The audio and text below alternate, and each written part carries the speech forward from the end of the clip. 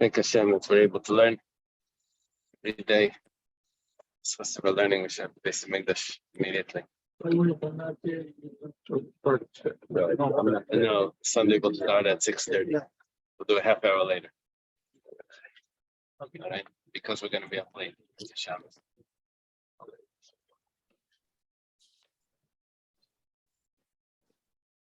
Okay, so the Mishnah begins like this: Machar ksubasa. If a woman sold her ksuba, 97b. The Mishnah. So she sold part of her ksuba. Remember how she sells it? She said if she ends up not dying before her husband,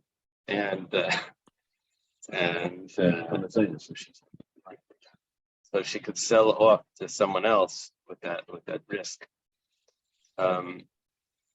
Now, how is she selling this?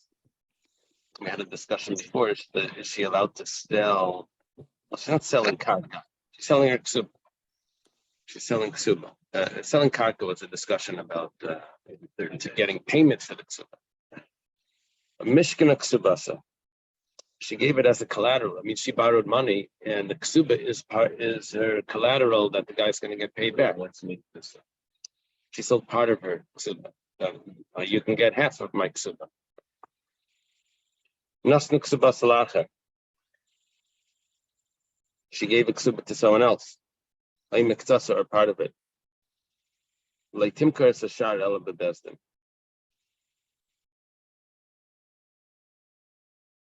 Whatever remain.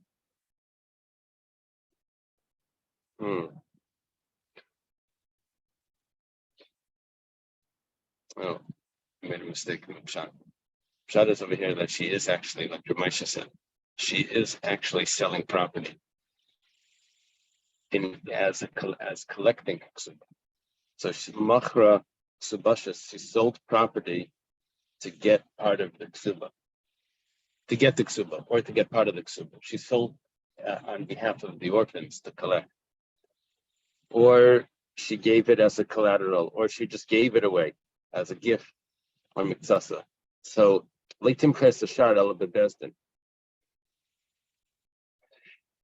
Two things here that are required to know. We have machlekes Reb Shimon and Chachamim. If she's allowed to sell property outside of Bezdin in order to get Zaynus.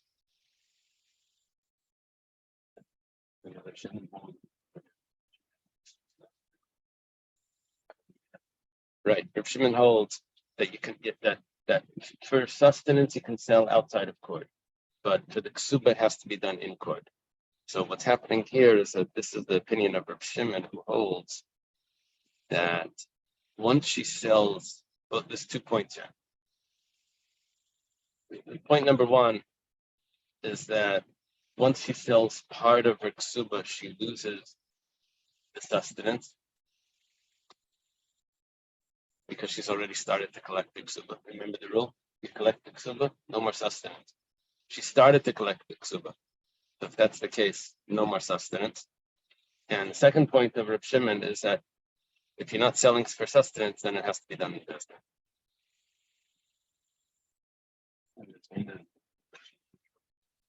Yeah, betrothed would mean that she's only selling for the ksuba. Measure what's wrong.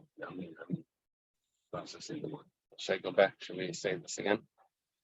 So even if it was part starting on the ksuba, she's supposed to. Well, normally there's procedures based announcements. Right. It seems what's going on here is in a case of extreme situation, she's allowed to bypass. Maybe I'm not getting it, but that's what's normally done, but she doesn't have to do it in this case. Okay. Now, one second. There are procedures in Benston, but we're saying over here that there are situations where she can avoid those procedures. She can just sell without all the Benston procedures. And what we just learned is the opinion of Reb Shimon, where he says that that you can't sell land out of Besdin if you're collecting a ksuba, which means you need to go through those procedures. And one more point that Reb Shimon holds is that once you start to collect the ksuba, then you lose the sustenance. You can't take mezainis off the property. So even at first, but there that could says yeah. No. According to this, how was she able to sell the first part out of Besdin? It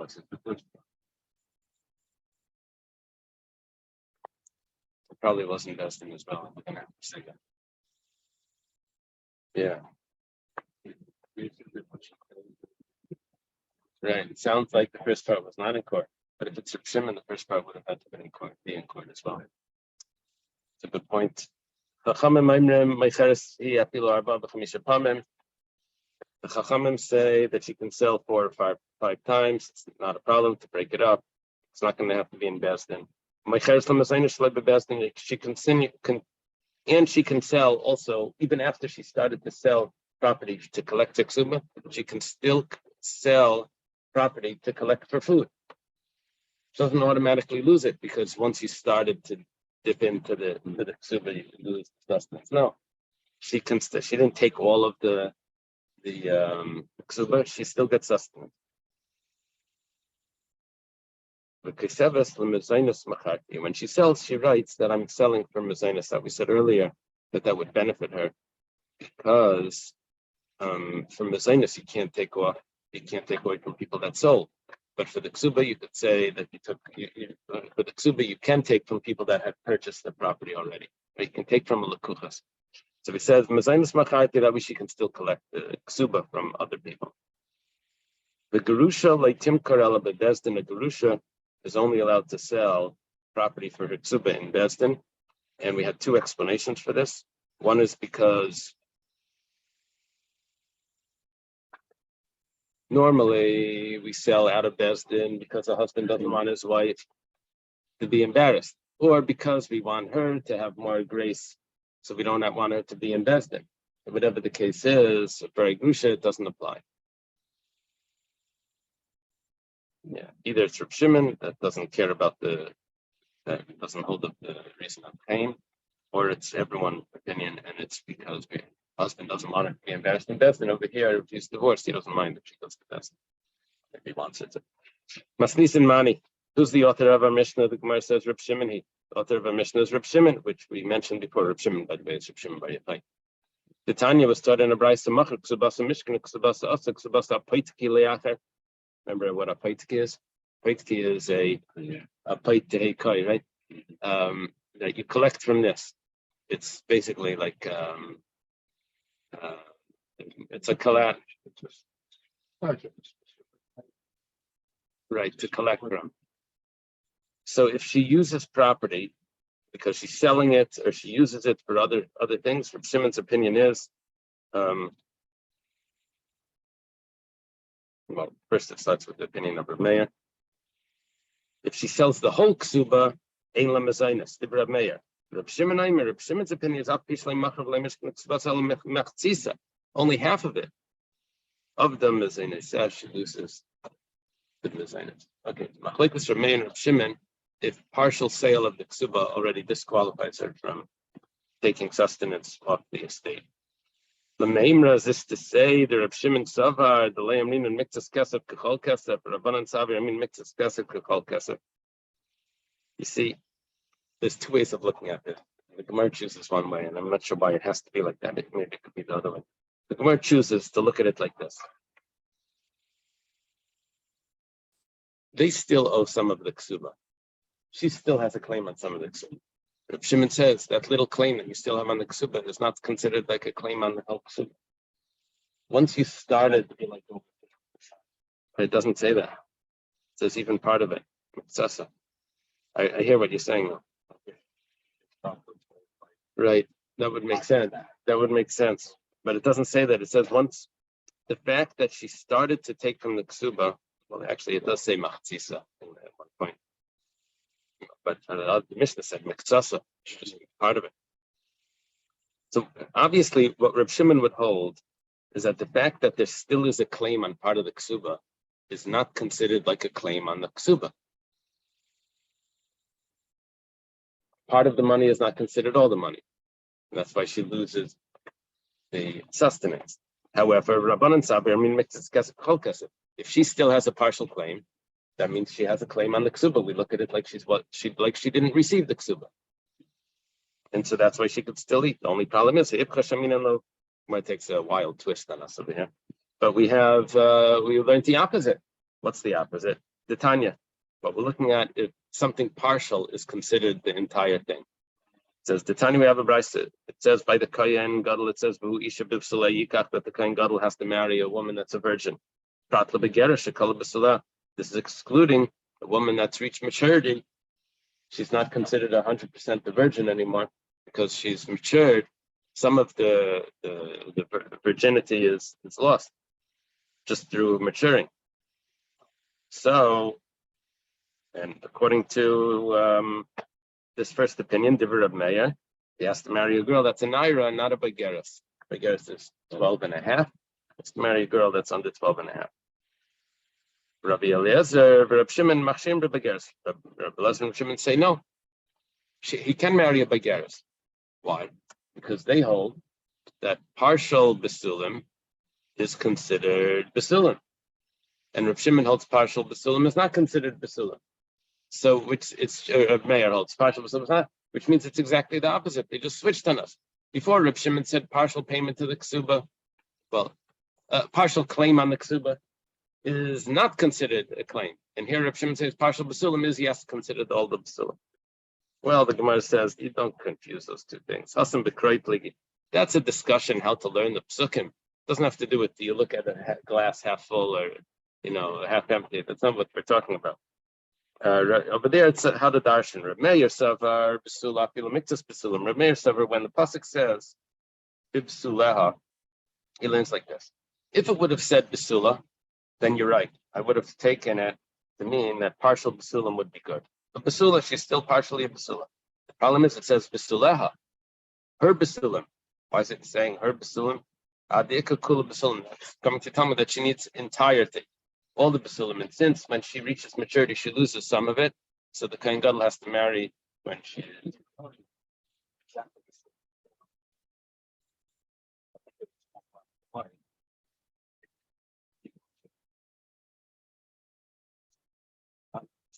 Yeah. Right.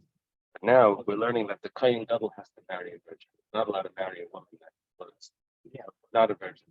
But right. So we have this in Yavamas. I mentioned it. So what's the other opinion? But before we get to the other opinion, Bibsula, and then there's one more word over here. It says Bibsula, the extra letter. Bibsuleha, in her virginity. What does that mean? It means Bikedarka in Shlikedarka light. That means that very literal that she's a virgin, that she has the skin. And let's say she had actually relations with someone, but it was just not in the normal fashion. And so therefore she's still a virgin. Technically, she's still a virgin. No, well, there's two parts to this. One is the technical part with the skin, and that has to do with the age as well. The other part is was she with a man? Figuratively, is she a virgin? The Rameya doesn't care about figuratively. He says even if she had relations, but as long as she's technically 100% a virgin, that's enough. And Reb Shimon Sabri Basula Shlema Mashma. Basula, if it would have said Basula, that would have meant, well, entirely a virgin. Bisuleha doesn't say Basula. It says Basula, Bilamiktas Basulim. That means that a Bageris is also good. It's teaching me because of the psukim that a Bageris is good for a spit for a Kohen Gadol. And Bibsuleha, in her virginity, that means you call Basuleha Kayaman bin Kedarka bin Shalek Kedarka, exactly the opposite. That according to Reb Shimon and according to Reb Elazar, if she's figuratively not a virgin, because she had relations with a man, even though technically she still is a virgin, but she's unfit for a kain gadol. That's machlekes Reb Meir versus Reb Shimon and Reb Elazar. So we don't have a question on Reb Shimon and switching opinions here about is glass half full, partially is that considered fully or not. It said the Tafsa Kasa, the Kaspa Biksubasa. Was a woman, she took a silver cup for her ksuba, a becher. Now the problem is that it didn't cover the whole ksuba well, so she's still asking for sustenance because she wasn't fully paid. Also, Kami de Rava. She comes in front of Rava, she wants money for her sustenance. Amalahu liyasmi, Rava says to the orphan, Zilu havala mazainas. Go give her sustenance. Why? Lest the chashla the Rab Shimon the Amar Loyam Nim Mixes Kesef Kachal Kesef. We don't follow Rab Shimon. Rab Shimon said that a partial payment is not like the full payment.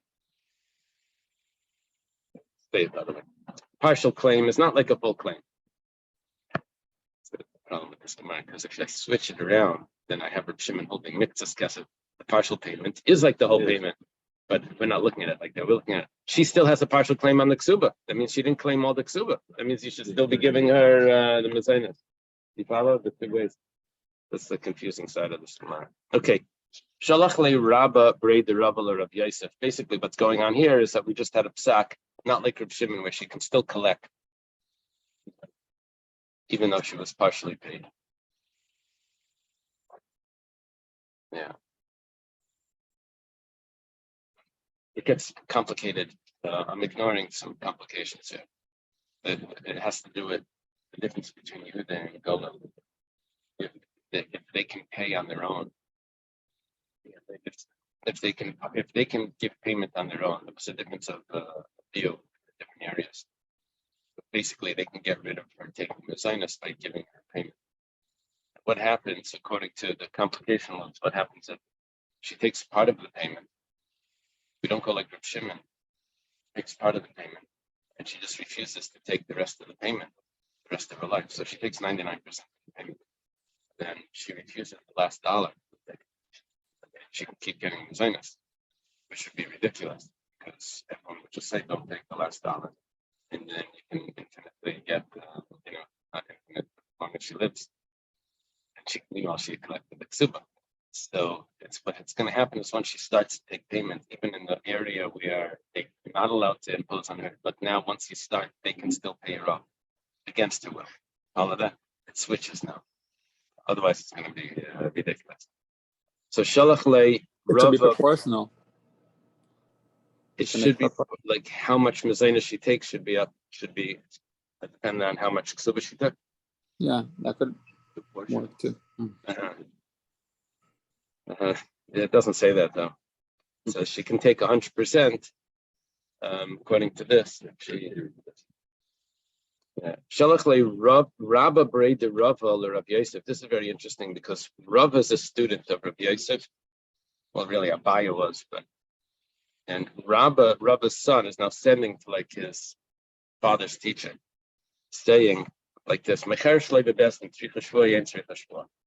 woman that sells outside of court, does she have to take an oath to the Yisayim that she's not taking any more than what she's really owed? The orphans, the people that are in the state, she's taking for her ksuba. So Rabbi Yosef responds, why don't you ask about if there has to be a hachraza? Hachraza is an announcement that to they do bidding, what's it called? An auction. Announcing that there's going to be an auction on a certain property for the ksuba, and they let everyone hear about that. Maybe the best price could come in. They would announce it 30 days before. So why don't you ask about that? We need those announcements. I'm not asking about that because I know the answer already. Rab Nachman said, name of Rab Nachman. This is interesting. Let's say the woman says, I don't want to sell that property. I'm actually going to just keep the property for myself, and that will be for the ksuba. Let's say the property is supposed to be worth 200 zuz, that's what she's supposed to get. Her husband died. She takes the property, 200 zuz. Okay, that's her ksuba. It's nothing. She has to sell the property. There has to be a transaction that took place here. She can't just take it. Hey Chidami, what's the story? Ida Achras has to be. No, it could be actually in other items as well. We saw before she took it up. So the Gemara says, well, what's going on over here? Why can't she just take the property?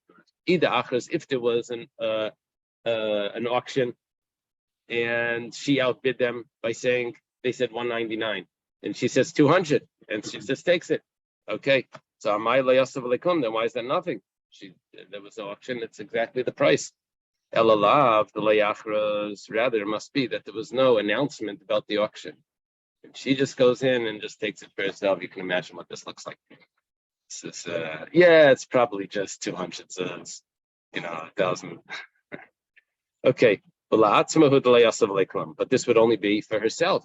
But for someone else, so if a ksuba is 200, it's all of the 300. Right. Right. So the state. Right. Ends up with the extra 100. But here, what we just proved, what at least Rabba, the son of Rava, proves, is that obviously we're dealing with taking ksubas without a hachraza, without an announcement.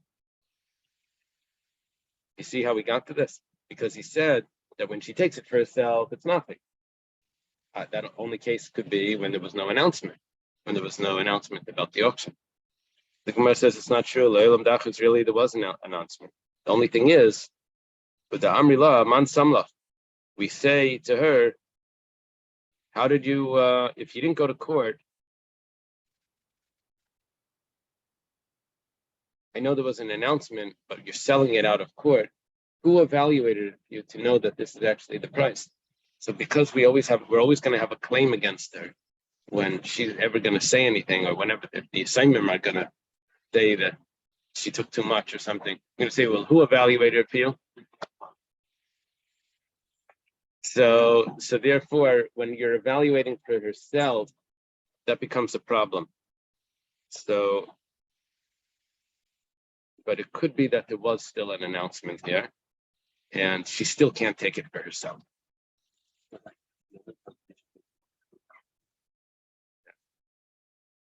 Well, if it would be done in Besdin, then the Besdin would evaluate it.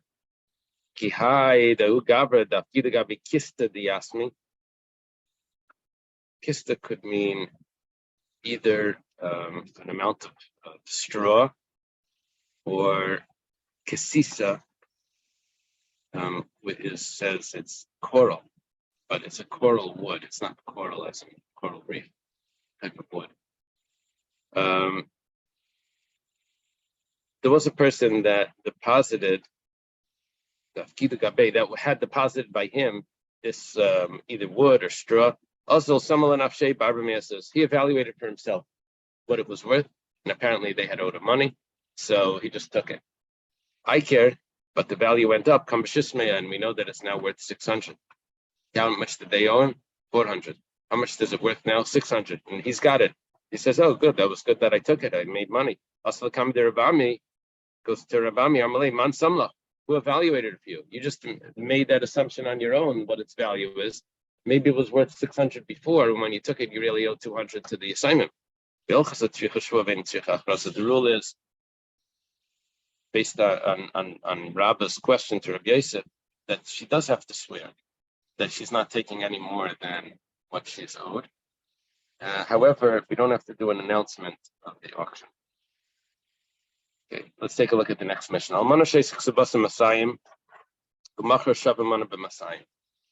ksuba is how much? 200. She sold the property on behalf of the orphans to collect the ksuba. The property was worth 100. So she's planning on selling 2 of these properties to get a ksuba. But the price was so good that she ended up selling it for 200. The 100 she ended up selling for 200, which is really what she owed. So the orphans lost. The orphans are for 100. They're getting a 200. They gain. Right. It doesn't. It doesn't get into that. All it is that everyone that's in this estate is called the orphans. Versus her, this is her ksuba. Or let's say the opposite. She's selling for a ksuba. It was worth 200. She ended up selling it for 100. Niskabla ksubas, it's too late. She's got her ksuba. In both cases, she got a ksuba. So she doesn't end up making money on this. Well, it would have been nice if she sold the 100 for 200. Said, look, on the assignment, well, it would have been nice to say that extra money is mine. That she could say that. It ends up that it goes to the orphans, but it would have been nice if she could say, look, I'm a good business person. You wouldn't have been able to sell it like this. I was able to sell it. I'm keeping that difference. You agreed that it was only worth 100. So I'm giving you the 100 that you agreed it's worth. Then she would. But over here, when it's 200 for one, right? Both cases don't fit. It's either one or the other, right? So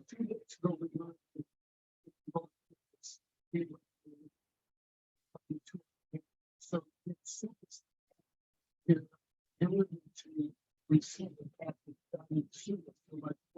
Right. And really, she stopped. Right. Right. That's a good point. One second. That's the next case.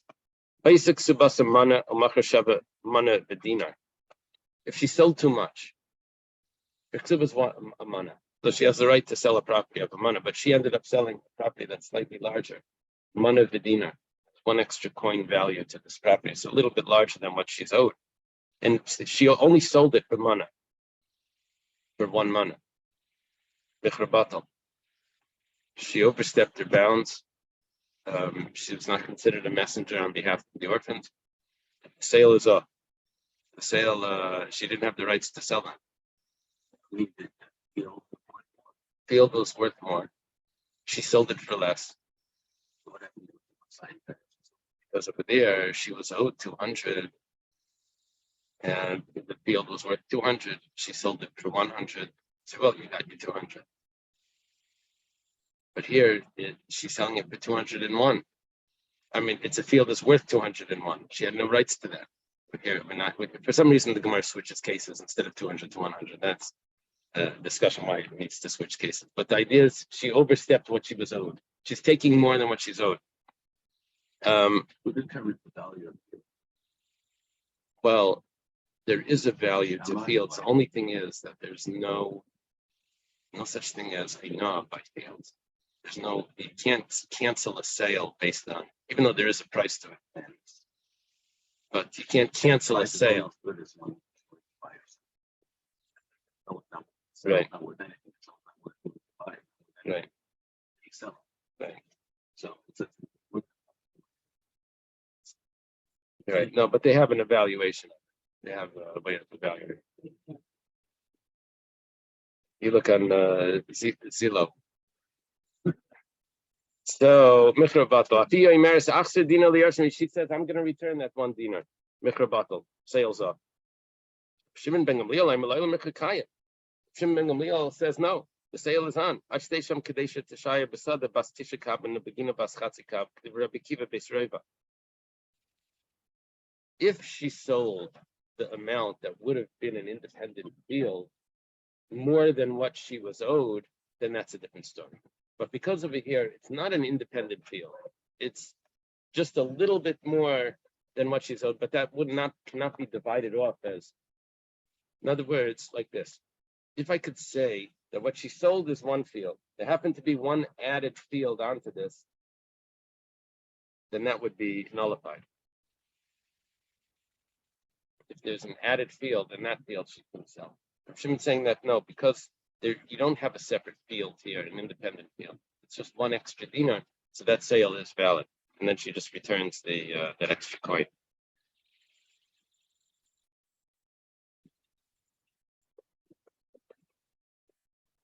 Okay.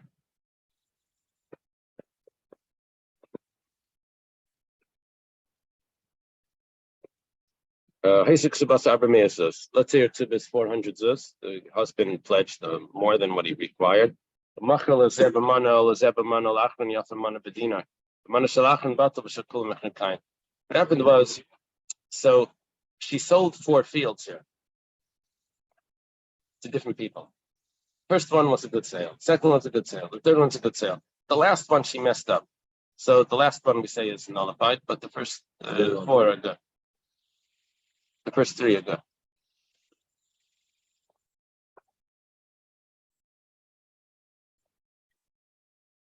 Hey, what happened to it only gave 2. Machal zebamana, zebamana.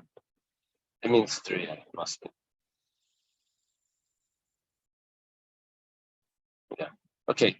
Now the Gemara goes back to ask the question that we were discussing. What's the difference? When she sold a 200 value field for 100, we tell her, your loss, you got your ksuba, we paid, field was worth 200. If that's the case, that we're going to look at the field, the price of the field, and we're going to say that that's what she got, not how much she brought in, but how much we paid. So then Shavamana b'masayim nami, if the field was only worth 100 and she ends up getting 200 for the price, so Teimanar Vachna, why can't she say, well, let's look at what you paid. You paid 100. That extra 100 that I got, that's my profit.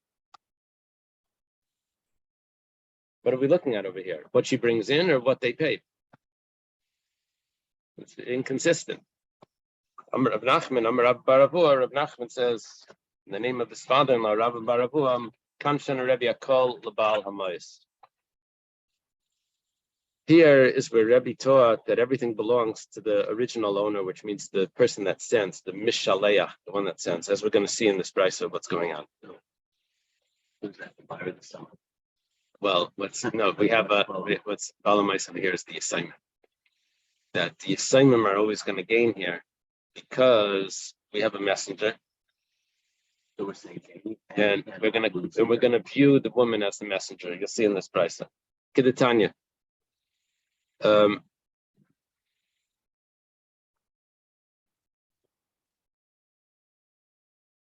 This price is referring to if someone goes to the store to buy something, and he is given money by someone gives him money. Go to the store for me and buy something. He gets to the store. The storekeeper throws in an extra item. Who keeps that extra item? Yeah, she kept it.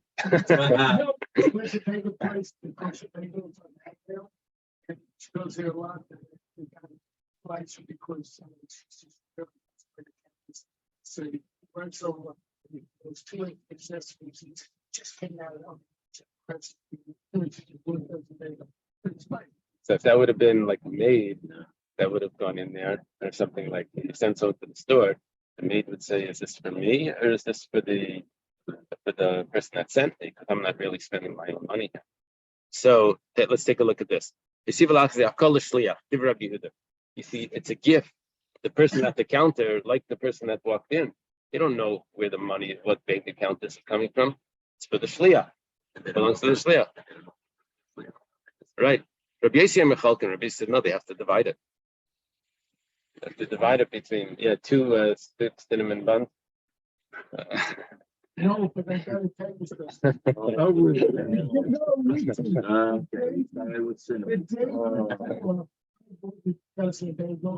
And I moved it to someone's house as a present. And the kids, that wasn't my house. The kids who live in the books, sit next to the boys, young kids. He's loving his fatal.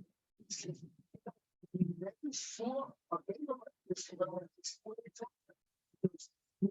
Son, no, he says, it's flat. And they put all the seeds in the sun. He was eating up the olive. Oh. So he never applied to cookie olives. Okay. The problem is we have a price. Rabbi Yossi says the opposite, that everything goes to the person that sent him. Balamais means the owner of the money, the Mishaleach, the person that's sending.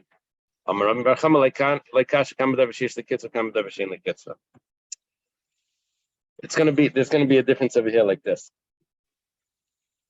If it's 100% clear again, then we would say it would belong to the shliach, or we would say that it's divided.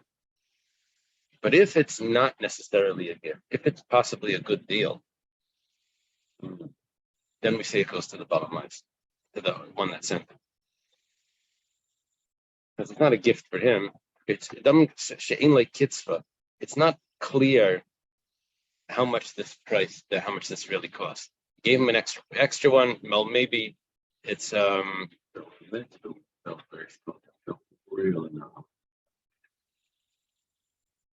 So there's certain things that could be sold with estimation. Things that are sold with estimation, so then we would say that belongs to that person. Now, what's going to happen over here is that we're going to say that because it's karka, we're going to say that everything is going to go back to the Yisayim, and they're going to gain on everything. Right. They're the balamais. Amar of Papa, or Papa says, Hilchus adavar sheyesh lekitzvah chalkin. He's going to pass him like Rabbi Yossi, that if it's something that has a set price, then you have to divide it. That was Rabbi Yossi's view. Davar shein lekitzvah kol balamais, everything goes back to the one that sent him. He gets the better deal. My kamashvalan, we ask on Rav Papa. What's Rav Papa telling me? That's what we just answered. Rami Bar Chama said that. Shinu yidishaninan, shinu yehu. You know what you're telling me? Telling me that Rami Bar Chama's answer is a good answer. But he said, but it's actually Dala. Ibailov. Where's the question? Interesting question. Amar Lei, he says to his messenger, Zaben li litcha va'azav zaben li kura. Sell a certain property for me. The property is the size that you could sow in it 15 saw. So plant. So it's a certain size. And he ended up selling double that. What do we say? Maisif al devarafu. He added this 30 saw. Core, which is 30 saw. So do we say that he just added? I know he didn't have rights to sell the second half of this field, but the first half is sold. Or do we say or do we say that he's lost his rights to be an agent, and he's not an agent for anything? He violated the contract, and now that everything is off. Well, there was no contract there. It was just given an assignment. Rabbi Yaakov from the Harpkite says, name of Ravina, an answer. Come and listen. Amar balabayas l'shluchai. We're going to discuss now Me'ila. Remember what Me'ila is? Someone gets personal benefit from something that belongs to Hekdesh. So that's a violation, even if he didn't know that it belonged to Hekdesh. And he has to bring a sacrifice, he has to pay back. Well, Amar balabayas l'shluchai.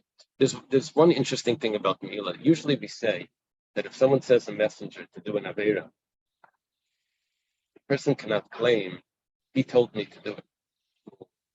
And so it's not my fault. They say, no, you should have listened to Hashem. He also told you not to, you don't have to listen.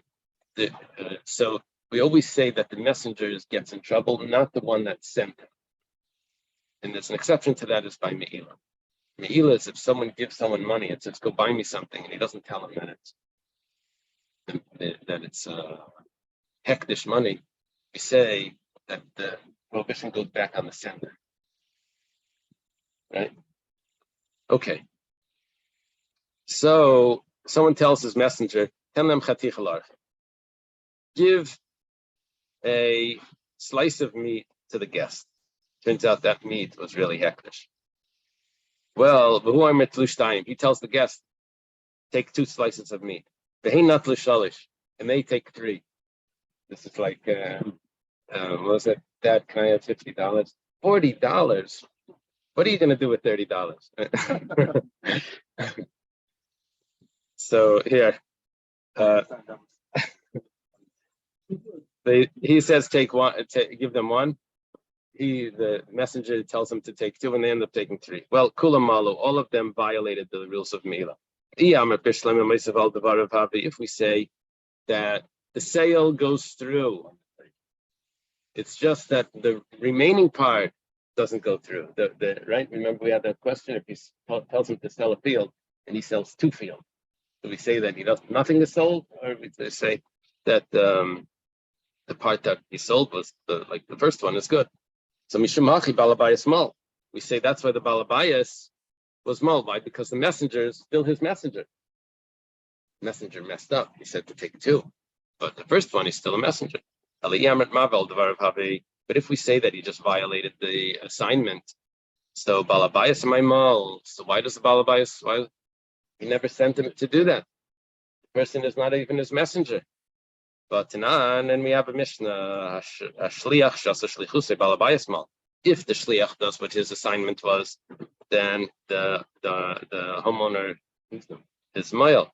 But if he violates the assignment, then Shliach Mal, then he's on his own. Then he did the Me'ilah. He did the using of Hektish. My answer is Achmaiskina Damalu Tlu Achas Midaita Shel Balabayas, Vachas Midaiti, Shkulin Utla. He specified. We have no answer yet. Because over here in this case he said, the Balabayas says you can take 1, but take a second one on me. And they took 3. So then everyone here was Mara, because he specified what the Balabayas said, the instructions were. Tashima, Kesubos Daf. Why are we mentioning this? Well, we could take it back to our Mishnah. If the Ksuba was a mana, Machashav a mana b'dinar, but she ended up selling more property than what she's entitled to, a mana and dinar. And how much did she sell it for? The mana, just for a mana, which is what she's owed. Michra batal, the sale is off. My love, the zavin shavim mana v'dinar, the mana v'dinar. She sold it for the right price. So why does the Mishnah say b'mana? Or my b'mana, mana shalah? We're saying that her ksuba was just a mana. My afilu. So then why do you say afilu? What does the Mishnah say? The Mishnah said, afilu hi emeres achser dinar. What's it mean? Even if she's going to give it back. Afilu emeres achser sedina liyarshim. B'dinar mikarkoi. B'dinar mikarkoi. She's going to give back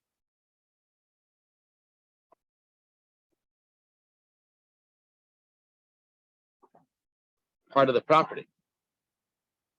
In other words, she was not ripped off here. She sold exactly for its value. She's going to give back 1 dinar to the back. She just sold more than she was entitled to sell. And we say mechabatal, the sale's up. Why? Because she violated the assignment. Amar Rav Huna Breder Rav Nassan Loi B'Dayisel. Huna Breder Rav Nassan says that's not the case. The case is where the sale's up because she undersold. She not undersold. She was underpaid for the sale. Is that what I'm saying? She sold too much for too little price. In other words, the pshat now is she sold a mana v'dinar for just a mana. Before we were learning the pshat was she sold a mana v'dinar for a mana v'dinar. Oh, violated the assignment. Say no. She violated the assignment because every little piece of this property was sold for 1% less than it was supposed to be. That's why the sales are. The problem is, the Sefer B'Da'isel, because the next case of the Mishnah is when the sale was she was underpaid. So Haviresha B'Da'isel, then it must be the first case was when the sale was done properly. Because if you go further in the Mishnah, it says, if the ksuba was 400, and the last one she sold a mana v'dinar b'mana for just the mana. In other words, the last one she sold too much property for too little. So you say since they were independent sales, so all of them were good except for the last one. Now the last one, what was the case? Where she was underpaid for this property. So that means that the case beforehand was probably not where she was underpaid. It's probably when it's accurate, she just sold more than she was supposed to. The Gemara says, like, Reisha v'Seifa v'Daisel, both cases were exactly the same, where she was underpaid. The Seifa, so then why do I need two cases to tell me the same thing? Seifa kamashma and time of the Daisel, but they asked me. The reason why the sale is off, why the sale was all good. Why is the sale all good until the last one? Is because it was only the last one that was off. Aval b'dida michrakayam. But if she would have made a mistake on an earlier one of the fields, we would say that that sale is valid.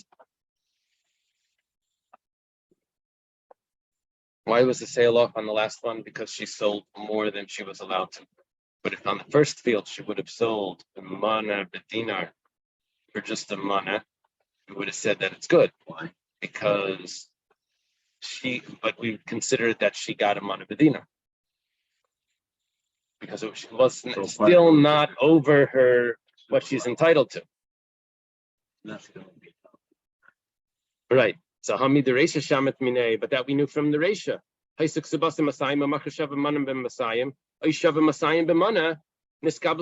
That we knew already. That if she ends up taking the loss, that sale is valid. So then why do we need that? Well, the Gemara says, well, 1 second. I could have said that in this case, when she takes the loss, we say, okay, you take the loss, you received 100 for a field that was worth 200. That's your ksuba, now go.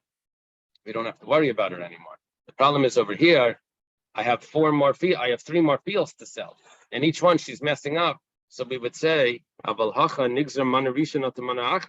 say that the sale's not good even now, because maybe if she messes up now, maybe when she's going to sell the next one, it's going to be the same. It's all not going to be good. Mashmalan, we don't say that. We say that the first ones are good.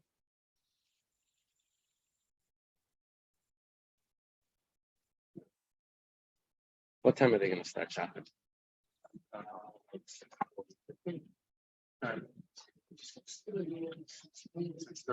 So I can go on. Can I go on for another 2 minutes? Yeah. Okay. Ikadamri. There are those that say Halaiti Baila. That wasn't the question. You okay? Sure.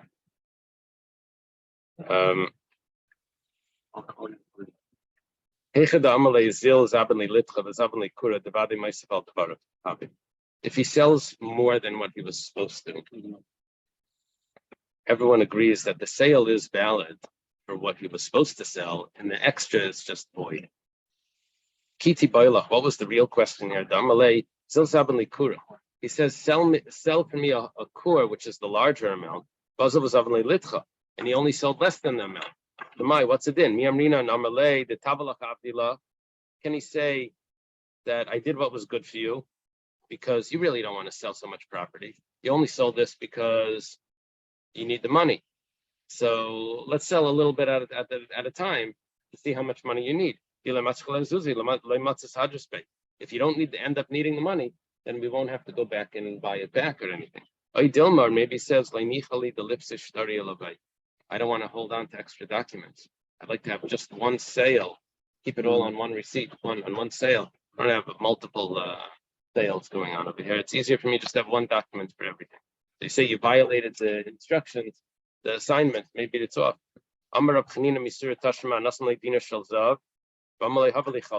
Someone gives a messenger a golden dinar. He says, bring for me a cloak. Go buy me in the market a cloak. A dinar is dinar zav is 25 silver coins, which is 25 silver dinarim. It's really 24 silver dinarim. There's a problem over here. Really 20. Six sela. Each sela is 4 dinar. So 6 sela is 4 dinar. So anyway, we're averaging it out to 25, but it contains 6 sela, which is 24 dinar. Well, what happened was it's worth 6 sela. So the guy goes to the market, he buys the cloak for 3 sela, b'shalish talis, and he buys a talis for the other 3, and he brings them back both of them. So Shnei Amalu, both of them violated the laws of Me'ilah. We're talking about that this coin was hektish. It means the shliach is still there. Now, if shliach small.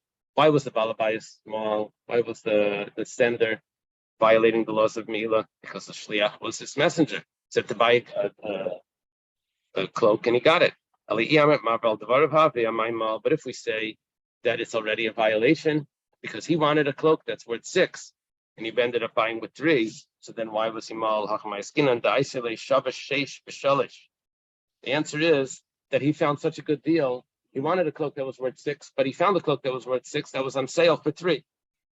So that's why the shliach was mal, not just the shliach. That's why the balabayas was mal. Yachi shliach amay mal. So what did the shliach do? Is it calling up there when he buys it all?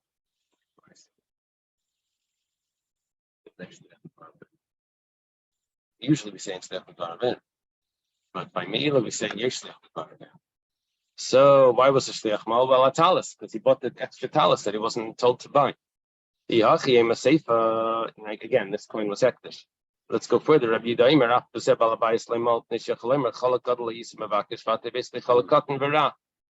Yehuda says that you bought me the balabais is not mal. He complains. He says you got me too small and it's no good. What does it mean no good? My rabidamim was too cheap. Damalei yisli b'shis. Okay, it's rabidamim. That means that it was too cheap, not that it was the right price. You're telling me that it was the right price. He just got it on sale. That's why he followed the instructions. Turns out, according to the way Rabbi Yehuda is explaining it, is that it's ra. That means it was too cheap. The Gemara answers, Damalei, not that it was too cheap. He says, that's the money that I had to spend on it. I wanted the best that you could get. So you ended up buying one that was worth 6 for 3, but I wanted the best that you could get for 6. And it would have been for sure worth 12 if that's what you got for 3. Right? Dekanami, Tiktani, Maider Abuda, Bekitnius, Shnei Malu. By Kitnius, everyone agrees. Kitnius, the price never changes. It's set price, a certain amount. That both of them were mild. Why? Shakitnius Pesela, Bekitnius Bepruta. Because it's the set price. Exactly. The amount that's a pruta, the more you buy, it just goes up.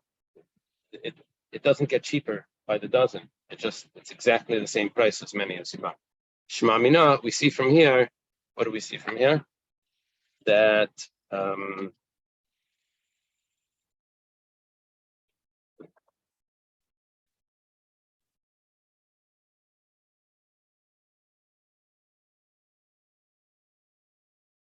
it's considered that he was a messenger, even though he violated the assignment. Let me just go a drop further. Hechidami, what's the case? If it's a place that they sell by estimation,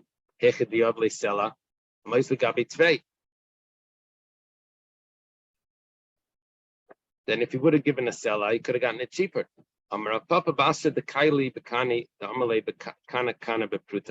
It's a place where they don't sell by estimation. It would have been exactly that was the price. Okay, that was how we explained that.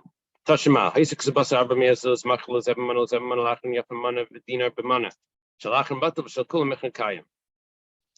one second. We say over here that she was supposed to sell it off in one sale, and she sold it all in 4 different sales. And the last one isn't good, but we see that the sale is still good. And we don't say that she lost her assignment. Over here, we're talking about that the fields were not really all in one spot, so she was going to have to sell them separately. So they're going to have to be separate sales anyway. If they were one in one spot, then we would have said, well, sell the whole thing in one sale. Because they were smaller fields that were in different locations, she had to sell them separately. Okay. It's like that.